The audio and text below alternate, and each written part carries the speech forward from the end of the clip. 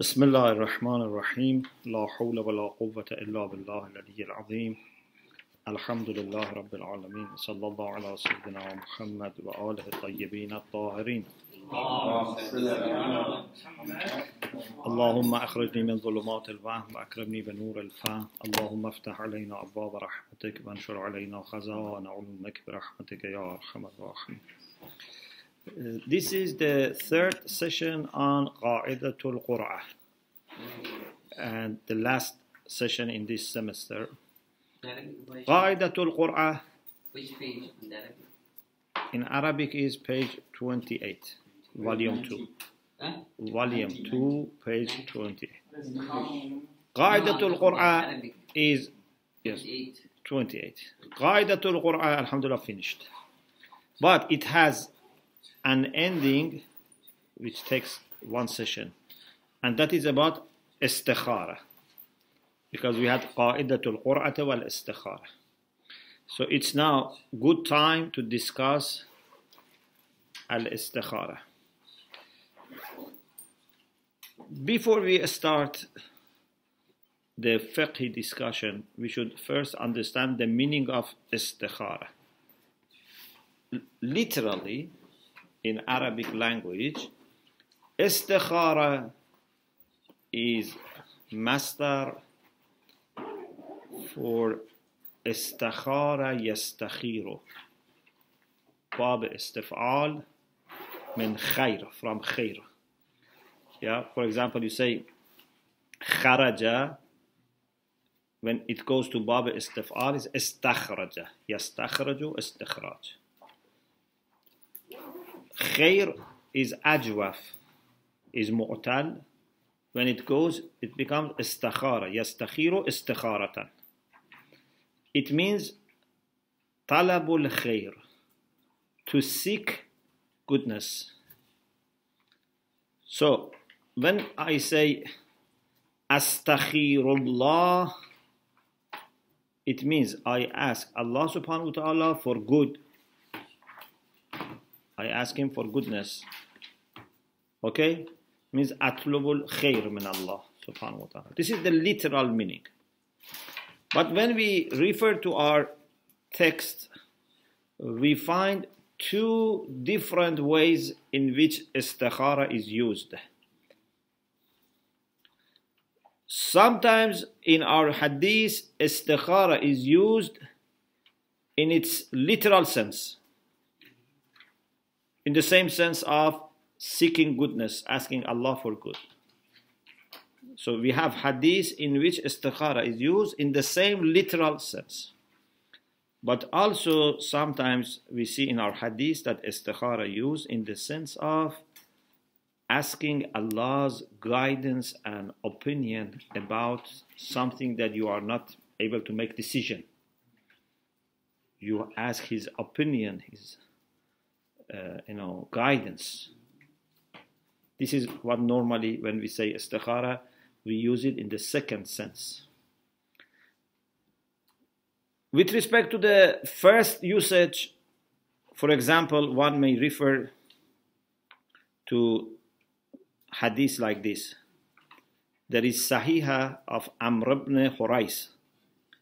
قال Abu Abdullah alayhi salam. Imam Sadiq alayhi salam said, صل ركعتين واستغفر الله. When you have a haja, say 2 rak'ah salat, ask forgiveness from Allah subhanahu wa ta'ala, and say to Allah subhanahu wa ta'ala, please help me to succeed, please bring good for me. صل ركعتين واستغفر الله. Say 2 rak'ah prayer and seek forgiveness from Allah. فَوَاللَّهِ مَا اسْتَخَارَ اللَّهَ مُسْلِمٌ إِلَّا خَارَ لَهُ الْبَطَةَ.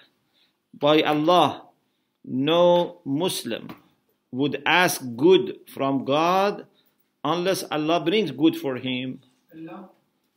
إِلَّا خَارَ لَهُ الْبَطَةَ. So you don't ask good unless good comes for you. if you do 2 rakat salah, istighfar and ask Allah for goodness. So here, istikhārah means talabul khair. Okay? For example, you want to marry, you want to buy a home, you want to choose a subject for a study, you want to start a business.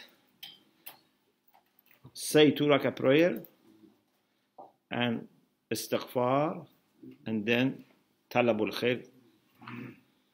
This is about the way of istikharah. Pardon? The way of istikharah. Yeah, but this is istikharah in literal sense, which is advice. This is different from what people do with Quran or Tasbih. That's the second meaning. There is also another hadith. Sheikh Saduq rahmatullah alayh narrates from Harun. Of course, this chain is problematic, the chain between Sheikh Saduq and Harun, but there is another chain which is okay, so it solved the problem. This is a narrator 2 generations after Imam, or 1 generation after Imam Sadiq. Harun ibn Kharijah and Abi Abdullah. So this Harun, or maybe one is actually the time of Imam Sadiq alayhi salam, or maybe younger. He says this hadith: إِذَا أَرَادَ أَحَدُكُمْ أَمْرًا. When one of you decides to do something, or he is concerned about something, he wants to decide. فَلَا يُشَاوِرْ فِيهِ أَحَدًا مِنَ النَّاسِ. Don't start with asking people for advice. First ask Allah subhanahu wa ta'ala. لا يشاور فيها أحدا من الناس حتى يبدأ فيشاور الله تبارك وتعالى. So don't first start asking people for mashwara, for consultation. Ask Allah subhanahu wa ta'ala. قلت جعلت فداك سلامك الله وما مشاورة الله. How can I ask Allah counseling or consultation? People, I can go and say this is my question and they give me their opinion. How can I do mashwara with Allah subhanahu wa ta'ala? Imam alayhi salam said تبتدئ فَتَسْتَخِيرُ اللَّهَ فِيهِ أَوَّلًا ثُمَّ تُشَاوِرُ فِيهِ. So what you do is, to begin with, you ask Allah for good. Then after you ask Allah, you go and ask people for their opinion. فَإِنَّهُ إِذَا بَدَأَ بِاللَّهِ أَجْرَى لَهُ الْخِيَرَةَ عَلَى لِسَانِ مَنْ يَشَاءُ مِنَ الْخَلْقِ. If he first asks Allah for good and then goes to people and asks their opinion, Allah would put the right advice in the mouth of the one that he wants. Man yasha. So he inspires one of those people to give him the good advice. So first seek guidance from Allah subhanahu wa ta'ala. And then Sheikh Irwani says, it is recommended, it's better, it's advisable that you don't ask goodness only once. You keep asking Allah for goodness. You do istikhārah in a literal sense repeatedly. Especially if it is a very important issue. Don't just ask once. Keep asking Allah. For example, there is a hadith from Imam Sadiq alayhi salam.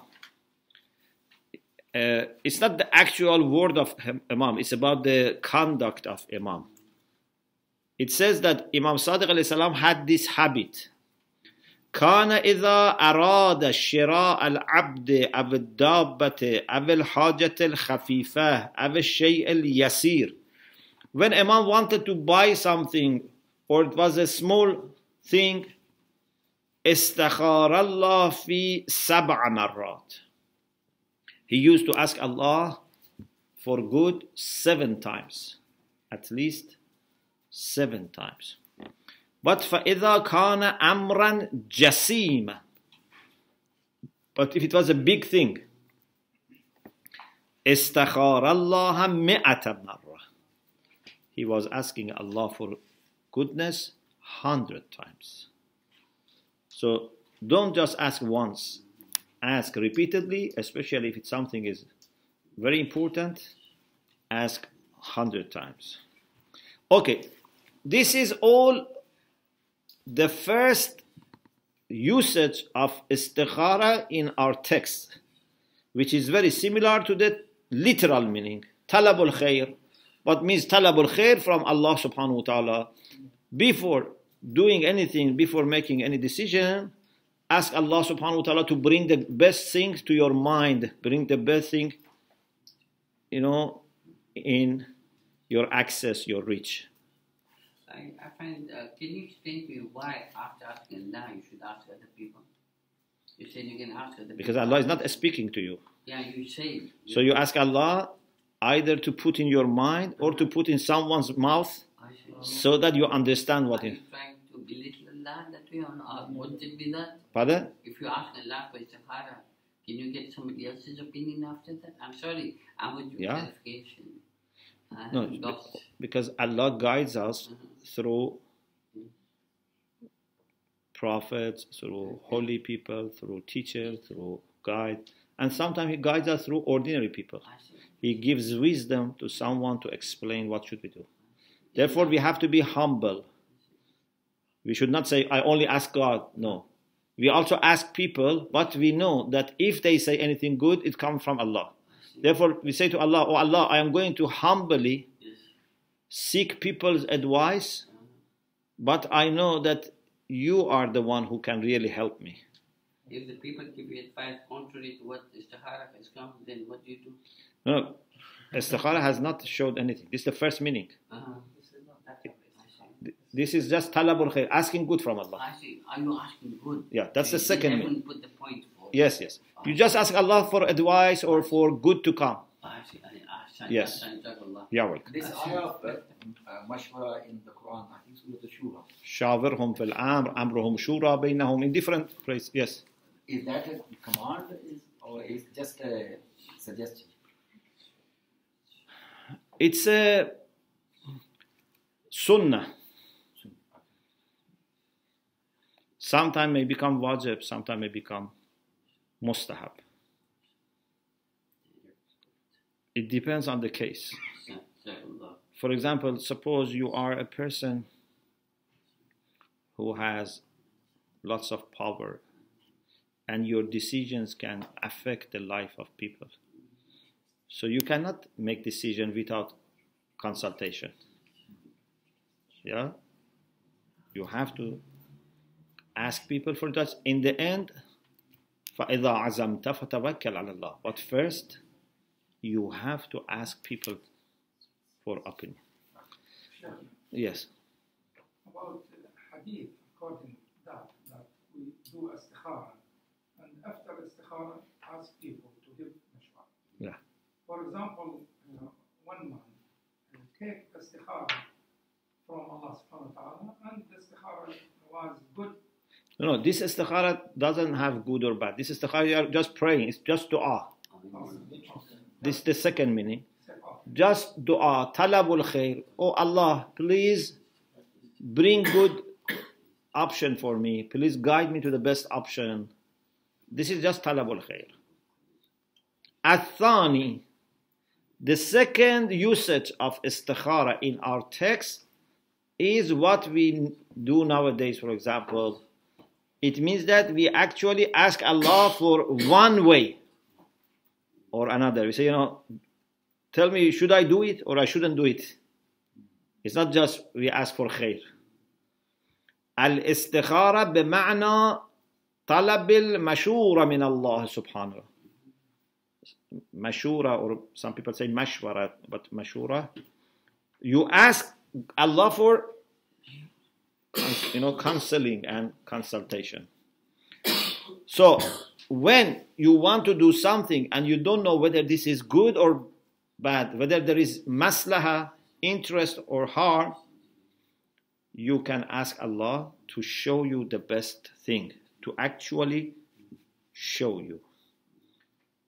For example, by opening the Quran, by tasbih, by writing on some pieces of paper, for example, if'al, la taf'al, do, not to do, and mix them, stir them, and then pick up.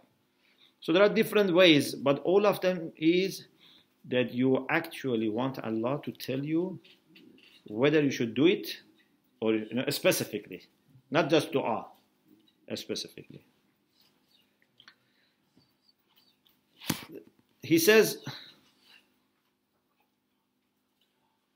Sahibul Jawahir and Sahibul Hadaiq, al-Hadaiq al-Nadira, both of them have discussed the issue of istikharah and methods of istikharah. Sayyid ibn Tawus rahmatullah alayhi had an essay on istikharah, called it Risalatul Istikharat. He says, Sahibu Wasa'il al-Shia, the late Hurra Amili rahmatullah, whose grave is in the shrine of Imam Raza in a basement, Sahibu Wasa'il al-Shia, he has also brought these hadiths together. Then he says, among our Sunni brothers also we have some hadiths about istikharah, but when you look at those hadiths, it seems to be mostly about the first meaning, dua for talabul khair. For example, in Kanzul Ummal, there is a hadith from Prophet Muhammad sallallahu alaihi wasallam. إِذَا هَمَمْتَ بِأَمْرٍ, when you decide to do something, فَاسْتَخِرْ رَبَّكَ فِيهِ سَبْعَ مَرَّاتٍ, ask your Lord for good 7 times. ثُمَّ انظُرْ إِلَى الَّذِي يَسْبِقُ إِلَى قَلْبِكَ, after that look what first comes to your heart. The first thing that comes to your heart, is it to do it? Which side is more weighty, more stronger? That you should do it or not? So you ask Allah to put in your heart what is the best. انظر إلى الذي يسبق إلى قلبك فإن الخير فيه. Goodness is in what comes first to your heart after dua. Or we have another hadith, من سعادة ابن آدم استخارته إلى الله. One dimension, one aspect of the happiness of human beings is to ask Allah for goodness. وَمِنْ شِقَابَةِ ابْنِ آدَمْ تَرْكُهُ اسْتِخَارَةَ اللَّهِ. And what leads to losing fortune is not to do istikhara, means not to ask Allah for goodness. So, he says, as you see in the Sunni hadith, we have istikhara, but it seems to be only the first meaning, talabul khair. Now we have few questions. First question, is istikhara in the way that it's happening today based on some evidence? Today people do istikhara with Quran or tasbih. Does it have any basis? Yes. There is one word here, al-istikharah. What does that mean? Al-istikharah means talabul mashwara. Oh. You ask for advice, opinion. So, is istikhara as is practiced today something that has basis in our hadith, in our sunnah? 2 ways to support istikhara in the way which is conventional has been mentioned. 2 ways to support it. One is to say it's a kind of qur'ah. We said al-Qur'atu li kulli amrin mushkil, or when there is something majhul, Here it is the same. It's mushkil. You don't know what to do. It's majhul. You don't know what is the best. So some people have said the proof that we had for Qur'ah would include also istikharah. Sheikh Irwani says, yes, this is possible, but then it doesn't need to be with a particular method. As you remember, last session, we had a discussion about how to do istikharah. Some people wanted to use some hadiths to say that for istikharah you have to do this, you have to make this dua, but we said it seems not limited to that. You can do any way of drawing lots. So here it says it is possible to do Qur'ah with the tasbih, Qur'ah with the book, so no problem. So the proof that we had for validity of Qur'ah for كل أمر مشكل كل أمر مجهول can help us also here. But there is a second thing which is also mentioned. But before I mention the second thing is an answer to a question or objection. If someone says Qur'ah is for cases in which there is niza', you remember we had this idea that if there is niza' and they have to submit their affair to Allah subhanahu wa ta'ala. But the answer is, we explained over there that it's not exclusive to the cases of conflict and niza'. We said, for example, it says it's al-Qur'atu sunnatun. So it's general. It is true that some hadiths were about niza', but it's not always about niza' and court and this type of thing.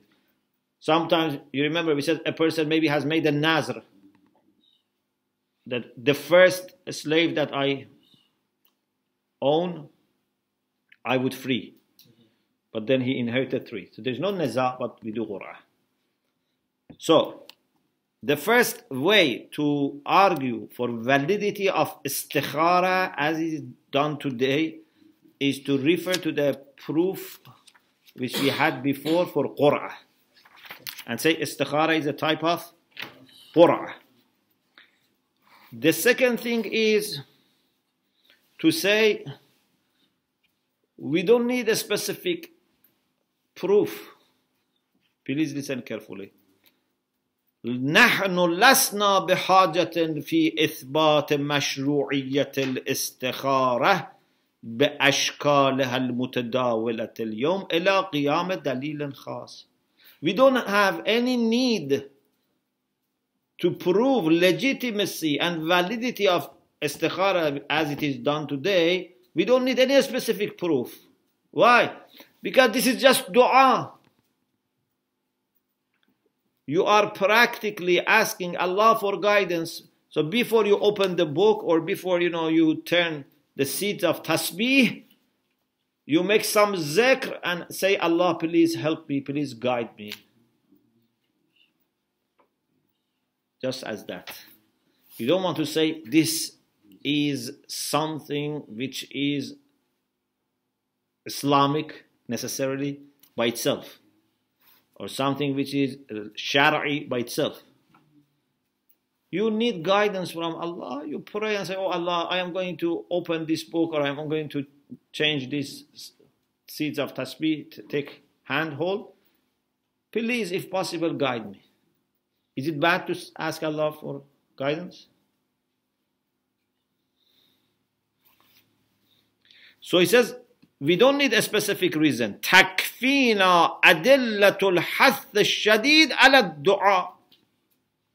We have many proof, many references, many Quran ayah that says, do ask Allah, do supplicate, do pray. This is one way of dua.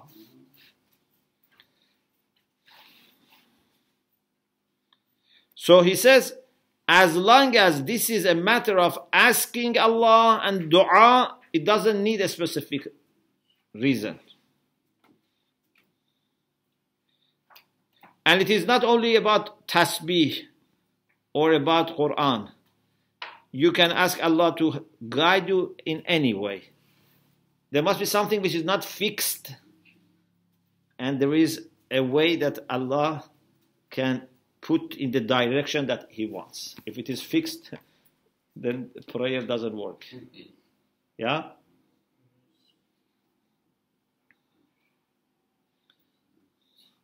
And then he says, because it is dua, therefore it is better if you choose a good time when you are very spiritual after Salatul Fariza, night of Jum'ah, because you are in a very good position for dua. In a good position with respect to a space. For example, in masjid, on your sajjada, in the shrine. Yeah? Because it's dua. Anything that can make dua more likely to be answered, it's good. And also to insist. Because one of the things that Allah loves is when someone makes dua, he is mulih, insists. Don't just say, Allah, oh Allah, please give me this, and then forget. Keep asking. Mulih, from ilha, means israr, means to insist. Then Sheikh Irwani says, it's good if mu'minin actually mix both types of istikharah. The first one was what? Talabul khair. It was a dua. You say 2 rak'ah prayer, do istighfar and ask Allah for guidance. Then after that, mashwara, and then if needed, open the Quran or use tasbih, asking Allah to guide you. So you do both. Talabul khair first, and then mashwara, then istikhārah with Quran or with hadith, with tasbih. This can be done together, isn't it? Pardon? You can be doing them together, isn't it, in Istikhārah? If Talabul Khair and Mashwara, one after the other? Yeah. Or it has to be together? Before mashwara, talabul khair from God. Then mashwara. If you have done istikharah, and istikharah comes for inkar, for example. For negations. yes. So is there any certain time we have to wait, or we can keep doing like next day? Or if the condition has not changed, you should not do it again. If condition is changed, or you think that condition might have changed, then. For example, it was raining and you made istikharah to travel was bad. Now weather is clear, everything is okay. You don't know, was it about weather or it was general? So now you can do istikharah because now the situation has changed. Weather is okay. Now maybe weather was a problem. But if it is the same weather, the same condition, nothing has changed, you cannot keep doing istikharah till it becomes good. Last Muharram I've seen something in Frankfurt. People, they do too many istikharas and they become kind of viswasi. Yes. That's another problem. Yeah. One of my teachers used to say that there was a talabe who wanted to eat yogurt and bread. So he did istikhara, was bad. So then he said, maybe because I normally take bread with my right hand, so let me do it with the left hand. So then it was bad. So maybe with a spoon, and then I put bread, then was bad. Then he kept trying. Finally said, maybe I should put bread in the yogurt, throw in the sky, open my mouth, and then it was good. So, if you play with istikhara, then istikhara may also play with you. So, you shouldn't keep doing istikhara unless situation has really changed. Yes. If someone says, I want to do this and not to do this, and they do istikhārah, you can't do it that way. So he has two options. Yeah. He can do istikhārah whether I should do A or not. Do you mean like this? Yeah. For example, there are two houses to buy. House A, house B. He says, is it good to buy house A? He does istikhārah. You mean this? So I mean, if they to go somewhere, should I to go or not to go? Yeah. To go or not to go? So, should I go? No, they say to go and not to go. They do both options. No. Particularly doesn't have No. You say, should I go? Then, if it is bad, you don't go. If it is yes, then you can do or not going. This is the way I do istikhārah. If anything I want to do, I do first for the action. If the action is bad, I don't do it. If the action is not bad, it doesn't mean it is good. Then I do for not doing the action. If not doing is also bad, so I should do it. If not doing is also good, so it's middle. So in this way you have three choice: good, bad, middle. Okay? And what happens if you do something that said no and you still did it? If it says no, it's not haram to do it, but it's not good. So if you want to do it, then you give istikharah, but it's better to keep it if possible. But it's not haram if you decide to do it. Second kind of istikharah, should we bring into equation most of the time, or we should just keep to the first one, just talabul khair? Sometimes you really remain stuck. You don't know what to do because you cannot foresee everything. Okay? It's not that you are not thinking, you are not seeking opinion. No. You really think about it, you ask people advice, but sometimes at the end still you are not clear and you have to do something. Then you do istikharah. Okay? But as much as possible, especially for big things, try to solve the problem by thinking and mashwarah. For big things, try to solve it by thinking and mashwarah. And that is after first kind of istikharah. Of course, the first kind of istikharah should always be there. There is hadith from Salih said, "Ma khaba man istakhara, wa amina man istashara." This is the first meaning. Talabul khair. Yes. So, you don't need to do any specific method, and it is a kind of dua, and as long as you do it as a dua, he says it is okay, but it's better for mu'min to put the first type of istikharah and second together. So first you ask Allah to bring good, then for example you open the Quran and ask Allah to show you what is the good thing that you have to do.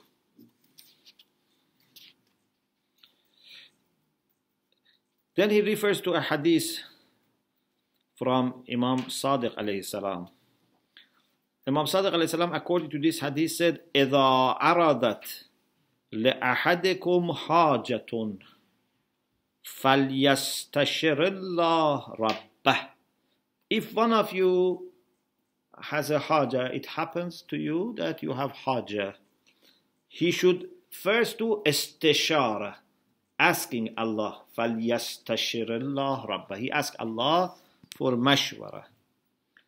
فَإِنْ أَشَارَ عَلَيْهِ. If Allah shows you, sometimes after that, in your heart you have sukoon, that you think now everything has become clear. You understand what you are to do. So اتبع, you follow it. وَإِن لَمْ يُشِرْ عَلَيْهِ, but if Allah doesn't refer to anything, توقف, you suspend, you wait. Then he says, قُلْتُ يَا سَيَّدِي كَيْفَ أَعْلَمُ ذَلِكَ. Chijuri means how I can do this. قال يسجد عقيب المكتوبة. After salat maktubah, salat farize, goes to sajda. And he says, Allahumma khirli. Oh Allah, please bring good for me. He says this 100 times. Okay? It doesn't mean you say to Allah khirli ma'ata marra. No, you say khirli ma'ata marra. Okay? Summa yatawassalu bina. After that you do tawassul with Ahlul Bayt. Wa yusalli alayna, and you send salawat. Wa yastashfa'u bina. You ask Allah with the shafa'a of Ahlul Bayt. ثم تنظر ما يلهمك. Then look what Allah inspires you to do. After saying 100 times, oh Allah, please bring good for me, tawassul, all these things, then you look at what Allah is putting to your heart. فَهُوَ الَّذِي أَشَارَ عَلَيْكَ بِهِ. That thing that comes to your heart as inspiration, that is Allah's mashwara for you. Okay?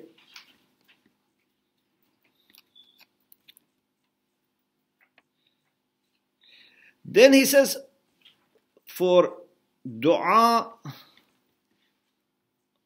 we always say that dua should be something reasonable. You can ask many things, but should be reasonable. For example, you cannot say, oh Allah, I don't work, you send food for me from heaven. You have to work. Okay? You have to make efforts. Istikhārah is also to be reasonable. You cannot ask Allah for good and pray, but for something which is not reasonable.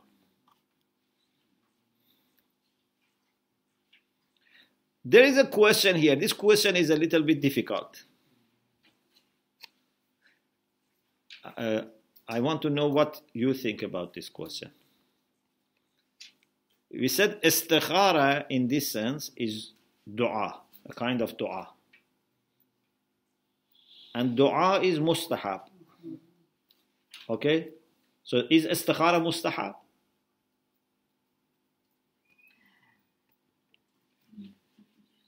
Literal sense, it is mustahab. Pardon? In the literal sense, it is mustahab. Seeking khair from Allah is mustahab.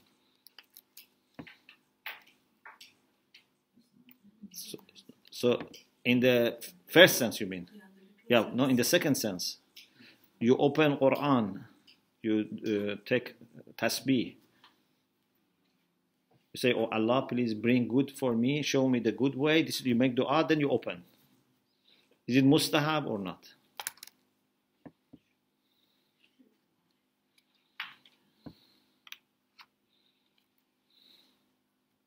There is a hadith of the Holy Prophet where he says that even if your shoelace break, ask help from Allah subhanahu wa ta'ala. So if we keep this hadith in mind, so in that case it's mustahab. Sheikh Irwani says something similar. He says, what do you say about asking for different hajat Allah subhanahu wa ta'ala? For example, if I say, oh Allah, please give me a car. Please send, for example, rizq to me. Please, send a good customer to my shop. Is this mustahab or not? He says, if this is mustahab, istikhārah is also mustahab.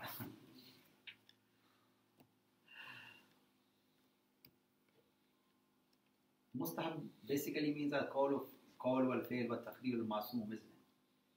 So in that case, Mustahab means something which has been recommended. It's better to do it, something which is pleasing Allah subhanahu wa ta'ala. Yes. Shaykhna, I think it's mustahab because we have a narration from Ma'soom saying, ask Allah subhanahu wa ta'ala even for the alaf shatik, even hatta walau ala shas'i na'lik. Everything, Yeah, but for example, there are people who do for everything istikharah. Can we say they are doing so many mustahab? From morning till night, they do 100 istikharah. So they have done 100 mustahab and we have not done it. No one else for thing is possible, but it's difficult for me. I doing something to reach to my aim, but sometimes I ask Allah to help me to reach to this. I think it's not easy to say it's mustahab because sometimes you look at things as a general recommendation. Dua is always recommended, but at the same time conditions can vary, and sometimes something that in general is good in some circumstances may not be good anymore or may even be bad. Yeah, even for example reciting Quran is very good, but now for example we have class and you are sitting in front of me and you are reciting Quran, it says mustahab. Who said it's mustahab? Yes, in general it's mustahab, but now you are disturbing the class. I remember in early years, in Jose, one of, I think was a teacher, said, because there were people who used to come late and then say salamun alaikum. So one of our teachers said, if you come late, don't say salam, just go and sit. Because you are late plus you are disturbing the class. Don't say, salam is mustahab. Salam is mustahab in general, but for example, you go to library, everyone is, focusing, you say, salamun alaikum, then 100 people, look what is happening. Yes? Or say Allahu Akbar. Yeah. Or even, for example, the shrine. In the shrine, people are there, they want to be reflecting, they want to be deep, connected to Allah subhanahu wa ta'ala. Then someone is reciting Quran loudly, reciting ziyarah loudly. Maybe you enjoy, but your voice can be annoying them. Especially if you are not a beautiful reciter. Yeah? Or for example, some people say, recite salawat very loudly. Yeah, that's a common thing. The second one says, the second should be more loudly. The third, I don't think these are good things. In general, salawat is very good. But Quran says, لا ترفعوا أصواتكم فوق صوت النبي. Yeah, when you are in the shrine, you should know Imam or Prophet is present there. You have to be very quiet. This is akhlaq, this is etiquette, yes. This verse written outside the shrine of Imam Kazim al-Islam. Yes. It says, do not raise your voice. Yes. So, you should observe quietness, very respectful, very polite. So, therefore, I think, although dua in general is good, but we cannot say any dua in any circumstances is good. Sometimes a dua can become makruh. Sometimes dua can be even haram. Do you accept? For example, I say, oh Allah, please kill this mu'min. I said dua, but it's haram. Why you are asking a mu'min to be killed? Yeah?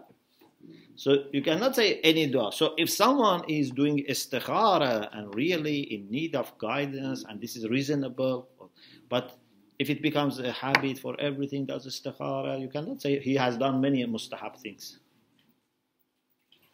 Yes. So while we are on the same topic, I've been to shrines.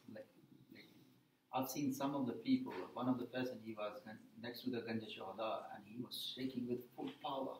Yeah. And even you can see that the thing is shaking. Yeah. And some of the people, just to put their hands on to the dari, they just push other people, and there were a few of the people, they were almost fainting. Yeah. Is that okay, or people get so emotional?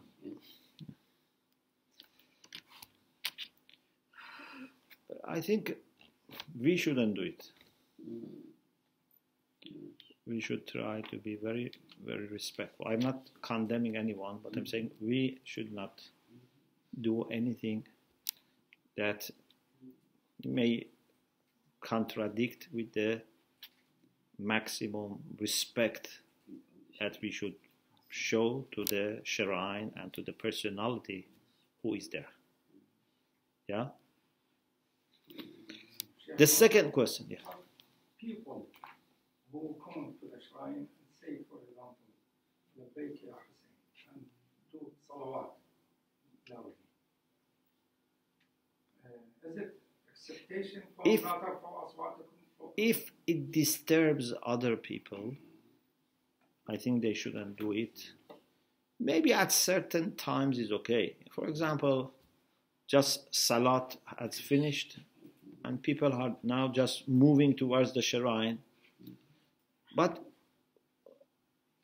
from morning till night, from night till morning, if they keep making all these, requests, then it may conflict with the etiquette that we should observe in those holy places. In a holy place, we should be very... unfortunately, I think, maybe I'm wrong, but I think we have lost the concept of silence. It seems, unfortunately, some people think noise is a good thing to make. As much you can make noise. So we want to, be heard. But I think silence is very important, especially when it's a public place and people are doing other things. If we are, for example, 10 people, 20 people, we are going together for ziyarah. If it is only us, it's good that one of us recites ziyarah and we all follow him. But if we are 20 people and there are hundreds of other people there, is it good that one person recites loudly for us 20 and annoys hundreds of people? That's a common practice around the shrine because people are doing majalis or other activities and they're doing quite loudly. So I say we have to be careful about these issues. If everyone is reciting loudly, for example, it's a place for the groups to recite, that's another issue. But there should be a place also for people who want to be sitting and thinking. Where can I think if I want to think? Awesome. Yeah? There should be a quiet place.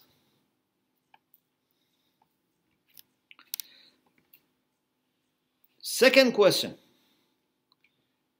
Is istikharah to be done by the person who needs advice, or he or she can ask someone else to do istikharah?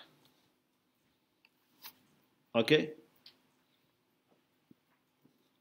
Sahibul Jawahir said it's better if the one who has haja does istikhara for himself. And you know, some of our ulama actually, they don't do istikhara for others. If you ask them for istikhara, they don't do. They say, you should do it for yourself. Sheikh Irwani says, because istikhara is a kind of dua, what is wrong if I ask a mu'min, for example, to ask Allah for good, so he makes dua and opens, for example, the Qur'an. So in a sense, he is praying on my behalf. And in our hadith, you know, we have this recommendation that pray with the tongues that you have not committed sins by them. Yeah?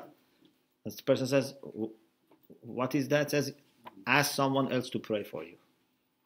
Okay? So, you pray. You say, oh Allah, please help me. So you do istikhara bil ma'na al-awwal. And then ask someone to do istikhara bil ma'na al-sani for you. That seems okay. Especially if that person is a pious person. A person that you think is better than you. And it's a sign of also humbleness. You say to Allah, I am not worthy asking you for guidance. I go to this person and he, on my behalf, asks for your advice. But among the general public, there is a consensus that common people, they are not able even to take istikhara, especially from the Qur'an. They are not able to understand the Qur'an. Yeah, if it is Qur'an, of course, it needs also knowledge. The third question is about an objection or a kind of criticism that some people say maybe this is istikhara is similar to what pagans used to do in the time of Jahiliyyah.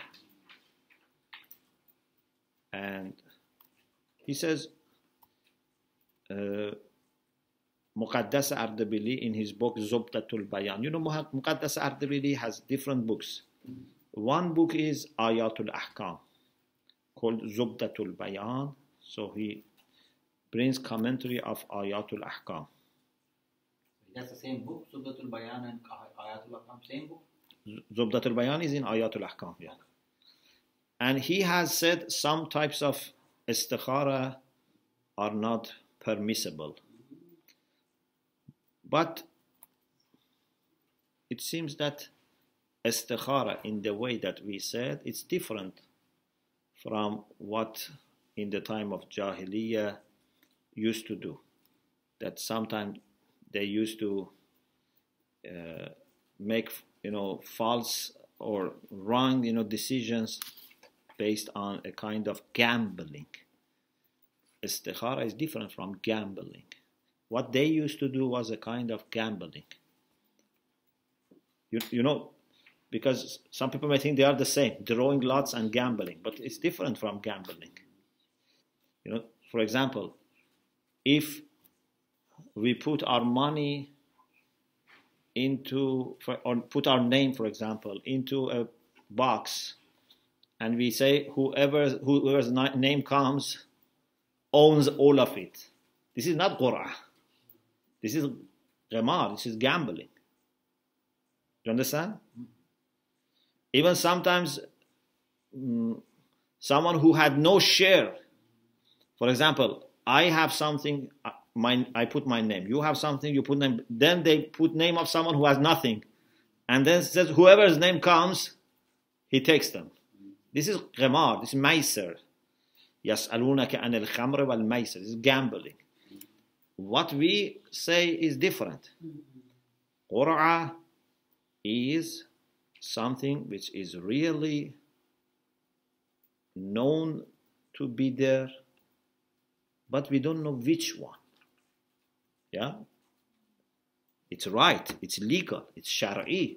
But we don't know which one. Is it this person to be, for example, this slave to be freed, or that slave to be freed? We don't know which one. But we know one has to be free. So, alhamdulillah, our discussion about qa'idatul Qur'ah and istikharah, alhamdulillah, finishes here. Inshallah, in the second semester, we continue with qa'idatul tahara. Alhamdulillah, Rabbil Alameen. Yes. One question I have.